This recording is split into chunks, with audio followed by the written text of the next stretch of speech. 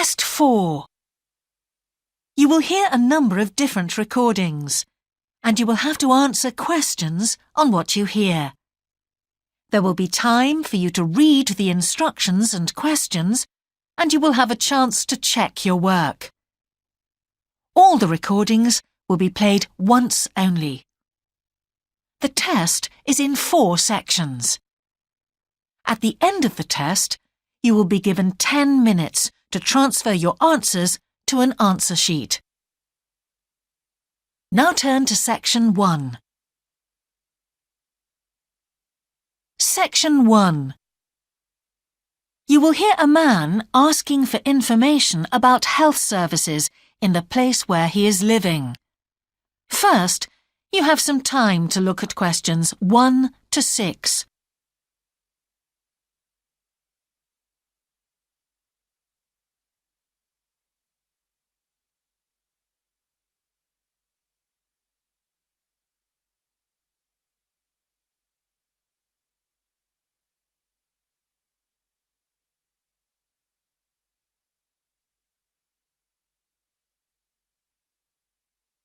You will see that there is an example that has been done for you.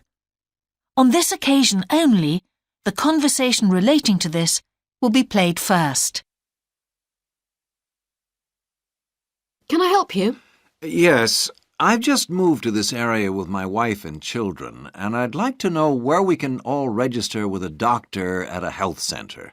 Oh, OK. Well, there's Dr. Green at the Harvey Clinic. The woman says the doctor at the Harvey Clinic is called Dr. Green, so Green has been written in the space. Now we shall begin. You should answer the questions as you listen, because you will not hear the recording a second time. Listen carefully and answer questions 1 to 6. Can I help you? Yes, I've just moved to this area with my wife and children, and I'd like to know where we can all register with a doctor at a health centre. Oh, OK. Well, there's Dr. Green at the Harvey Clinic. We always recommend her for babies because she's very good with them and she runs a special clinic.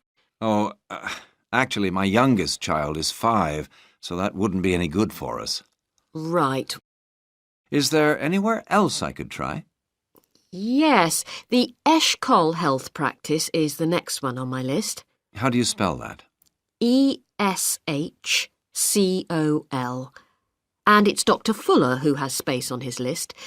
The clinic only opened a year ago, so the facilities are all very modern. That sounds good. And it's particularly good if you're busy during the day because they also do appointments in the evening. They're closed on Saturday, though. The only other place on the list is the health centre on Shore Lane. You can register with Dr. Gormley. That's Gormley. He's new there, but the centre has a very good reputation. Oh, yes. I think I know the road. That would be the best one. Thanks. Could you tell me, will all their services be free? There are usually some small charges that doctors make. Let me see what it says about the Shore Lane Centre. If you need to be vaccinated before any trips abroad, you won't have to pay for this.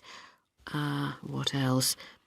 The Sports Injury Treatment Service operates on a paying basis, as does the Nutritional Therapy Service.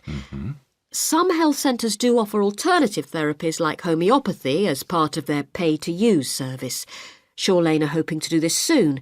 I think they may start with acupuncture. Oh.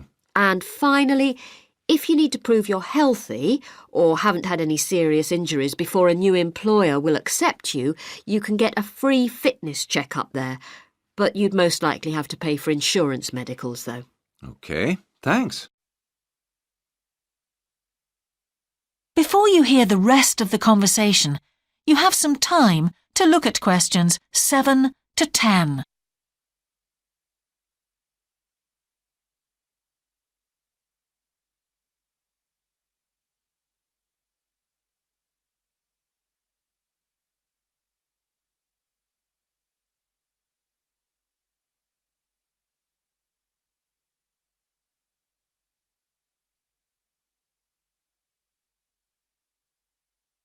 Now listen and answer questions 7 to 10.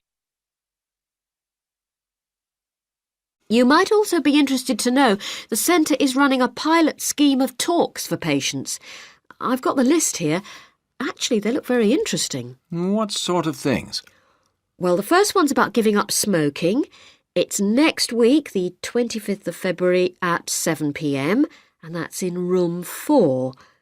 It says the talk will stress the health benefits, particularly for people with asthma or heart disease. That sounds very interesting. There's also a talk for families with children. It's on healthy eating and takes place on the 1st of March at 5 o'clock. Will that be at the health centre? Actually, it's at the primary school on Shore Lane. I imagine they're inviting the parents of pupils there. It says here, all welcome. I might go to that if I have time. There's a couple of other talks. One giving advice about how to avoid injuries while doing exercise. It's on the 9th of March. Oh, it's a late afternoon talk at 4:30, and it'll be in room 6. It also says the talk is suitable for all ages. And finally, there's a talk called Stress Management, which is on the... That is the end of section 1. You now have half a minute to check your answers.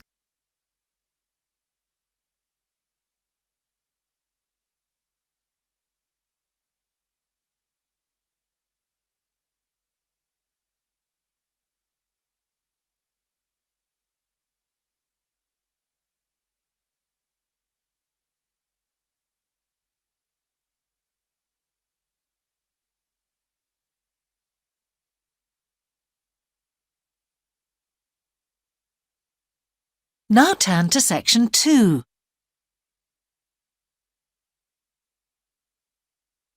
Section 2. You will hear a man who owns a holiday home talking on the phone to a woman who is staying there. First, you have some time to look at questions 11 to 13.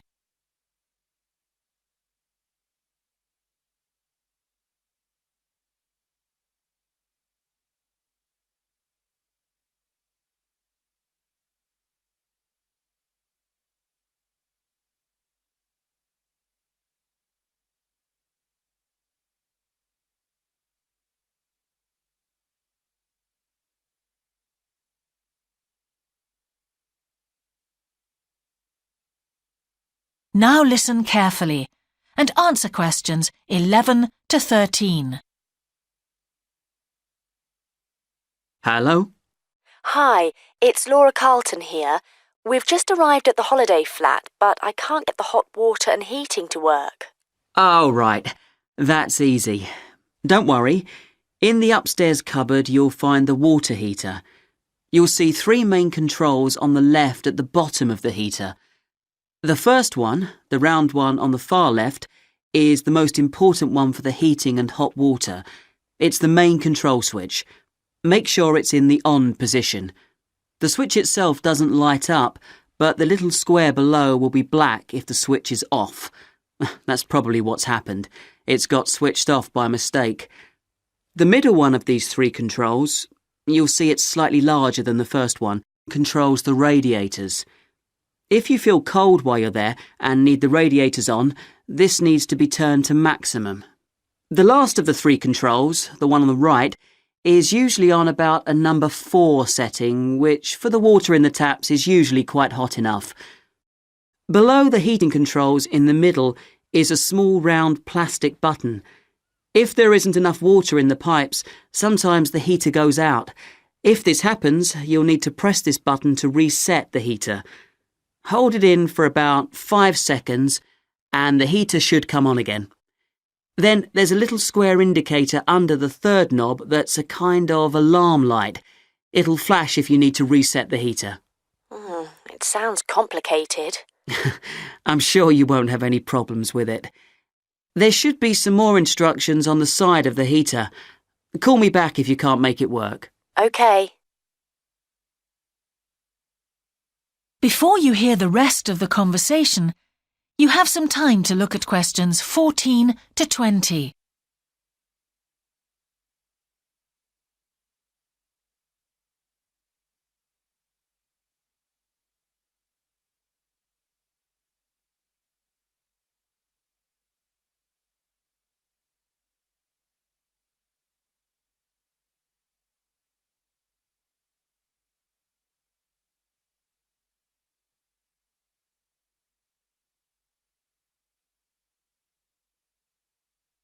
Now listen and answer questions 14 to 20. While you're on the phone, we haven't managed to find a few things we need, like extra pillows for the beds and some washing powder. Is there any here? Pillows, yes. If you look in the cupboard, the large white one upstairs, to the left of the bathroom door, there should be 4 or 5 on the top shelf. And if you want to do some washing, there's some powder for that, probably by the back door. There's a kind of shelf there above the sink. In fact, I'm sure there's some there in a large blue box. You need about half a cupful for each wash. Oh, and that reminds me. The spare key to the back door is hanging on a hook on the wall by the sitting room window. Please make sure to put it back when you've used it. The previous guest lost it in the garden and I had to get another one made. And if you have any trouble with the lamps, you'll find some spare bulbs in a large cardboard box. It's on top of the washing machine with all kinds of useful things in it. Oh, and another thing I forgot to mention when we last spoke. Yes? I've left you a local map, so you'll be able to find your way around easily. It shows the whole area. I put it in the top drawer of the chest under the TV in your bedroom. There's a whole file of local information in there too. Thanks. What about visiting the town? Can you give us any advice? Yes, you'll need to take the car. It's too far to walk from the flat, really. You have to pay to leave your car in all the car parks now, I'm afraid. I like the one that's by the station best, and you can walk to the town centre from there in 5 minutes. That's where all the best restaurants are. But if you want a takeaway, the Italian one does really good pasta and pizzas. Call 732281 for that one, or 766119 for the Chinese. They're both good, and they'll both deliver to the flat. As for places to visit, yes, do go and see the Railway Museum. The exhibition is small, but really good. It gets very crowded on Sundays, so I suggest you visit it on a quieter day, later in the week, but not on Thursdays, which is market day. You won't find anywhere to park, and it's also the only day of the week when they're not open. Anything else? Not for the moment. Thanks. That is the end of section 2. You now have half a minute to check your answers.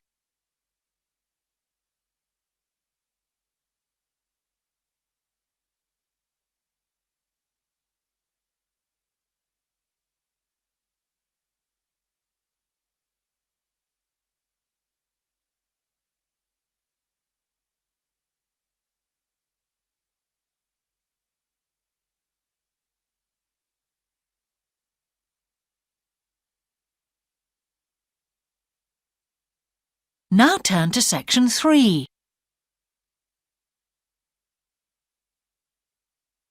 Section 3. You will hear a conversation between an English teacher called Paul and a former student of his called Kira. First, you have some time to look at questions 21 to 25.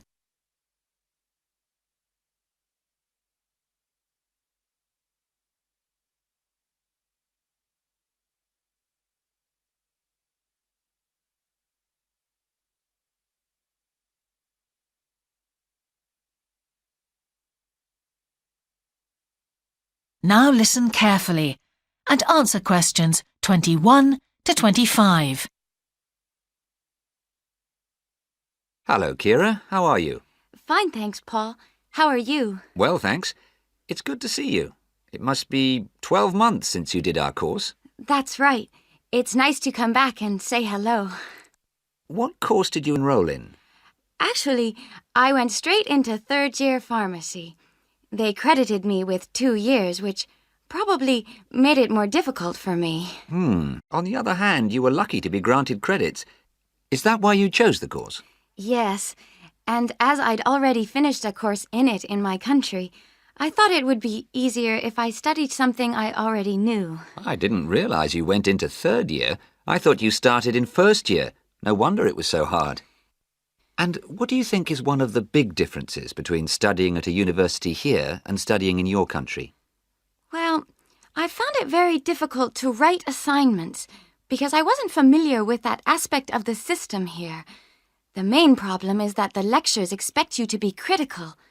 That made me feel really terrible. I thought, how can I possibly do it? How can I comment on someone else's research when they probably spent 5 years doing it?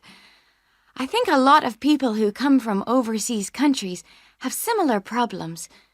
But after a while, it became easier for me. People expect you to have problems with the process of reading and writing, but in fact, it is more a question of altering your viewpoint towards academic study. How was the content of the lectures? Was it easy for you?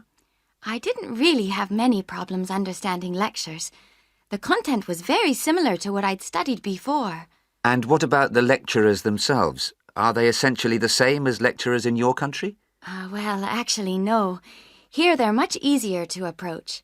After every lecture, you can go and ask them something you didn't understand, or you can make an appointment and talk to them about anything in the course. Maybe you found them different because you're a more mature student now, whereas when you were studying in your country, you were younger and not so assertive. No, I don't think that's a difference. Most of the students here do it.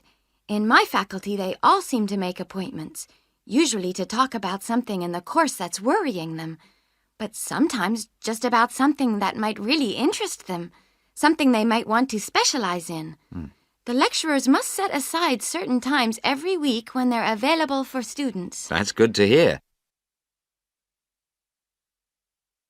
Before you hear the rest of the conversation, you have some time to look at questions 26 to 30.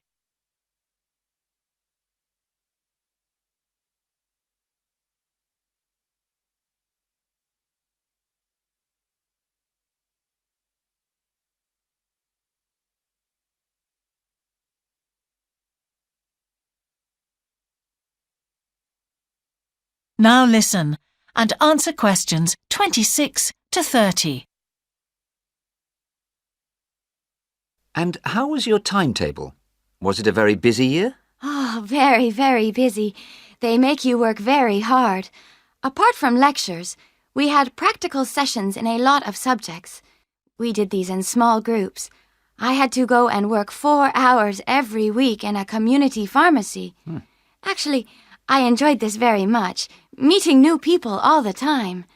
Then in second semester, we had to get experience in hospital dispensaries. So every second day we went to one of the big hospitals and worked there. And on top of all that, we had our assignments, which took me a lot of time. Oh, I nearly forgot. Between first and second semesters, we had to work full-time for 2 weeks in a hospital. That does sound a very heavy year. So, are you pleased now that you did it? Do you feel some sense of achievement?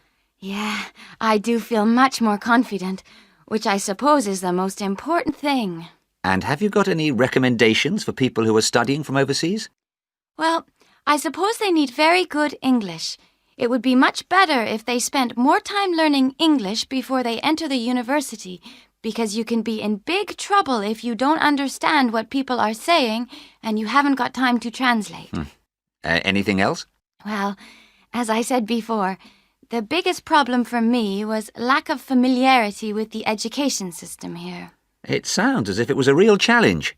Congratulations, Kira. Thanks, Paul. That is the end of section 3. You now have half a minute to check your answers.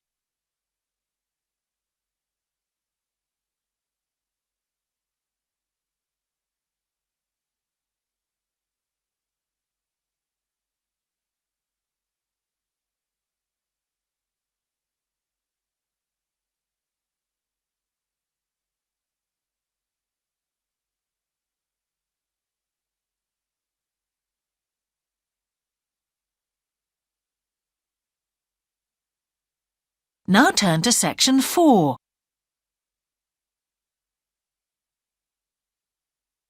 Section 4.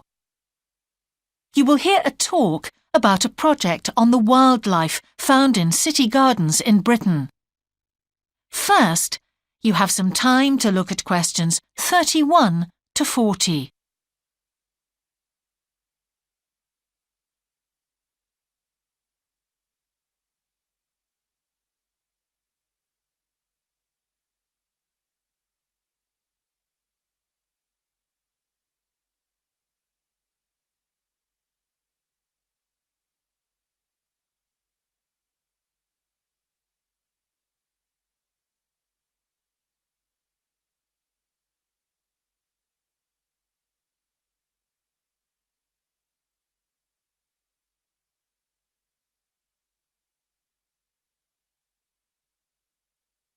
Now listen carefully and answer questions 31 to 40. Good morning. Today I'd like to present the findings of our Year 2 project on wildlife found in gardens throughout our city. I'll start by saying something about the background to the project, then talk a little bit about our research techniques, and then indicate some of our interim findings. First of all, how did we choose our topic? Well, there are 4 of us in the group, and one day, while we were discussing a possible focus, 2 of the group mentioned that they had seen yet more sparrowhawks, one of Britain's most interesting birds of prey, in their own city centre gardens, and wondered why they were turning up in these gardens in great numbers. We were all very engaged by the idea of why wild animals would choose to inhabit a city garden. Why is it so popular with wildlife when the countryside itself is becoming less so? The first thing we did was to establish what proportion of the urban land is taken up by private gardens. We estimated that it was about 1/5, and this was endorsed by looking at large-scale usage maps in the town land survey office, 24% to be precise. Our own informal discussions with neighbors and friends led us to believe that many garden owners had interesting experiences to relate regarding wild animal sightings. So we decided to survey garden owners from different areas of the city. Just over 100 of them completed a survey once every 2 weeks for 12 months, ticking off species they had seen from a pro forma list, and adding the names of any rarer ones. Meanwhile, we were doing our own observations in selected gardens throughout the city. We deliberately chose smaller ones because they were by far the most typical in the city. The whole point of the project was to look at the norm, not the exception. Alongside this primary research on urban gardens, we were studying a lot of books about the decline of wild animals in the countryside and thinking of possible causes for this. So what did we find? Well, so much that I just won't have time to tell you about here. If you're interested in reading our more comprehensive findings, we've produced detailed graphic representations on the college website, and of course any of the group would be happy to talk to you about them. Just email us. What we've decided to present today is information about just 3 species because we felt these gave a good indication of the processes at work in rural and urban settings as a whole.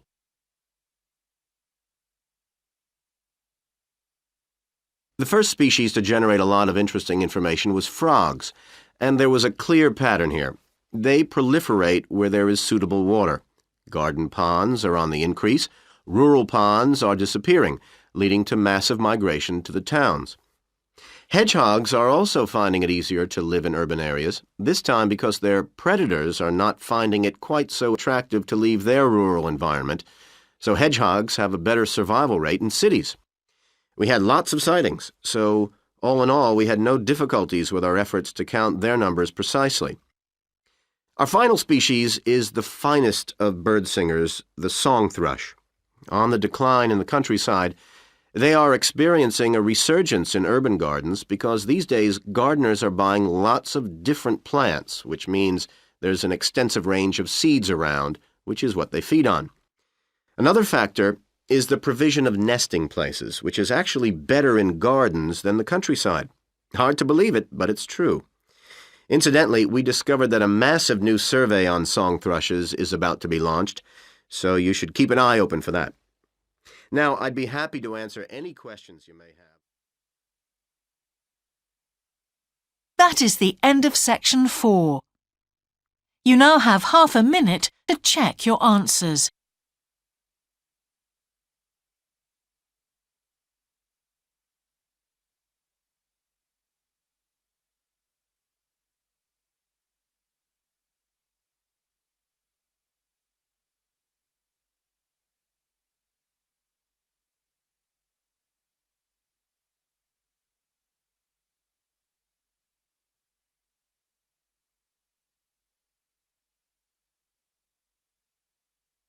That is the end of the listening test. In the IELTS test, you would now have 10 minutes to transfer your answers to the answer sheet.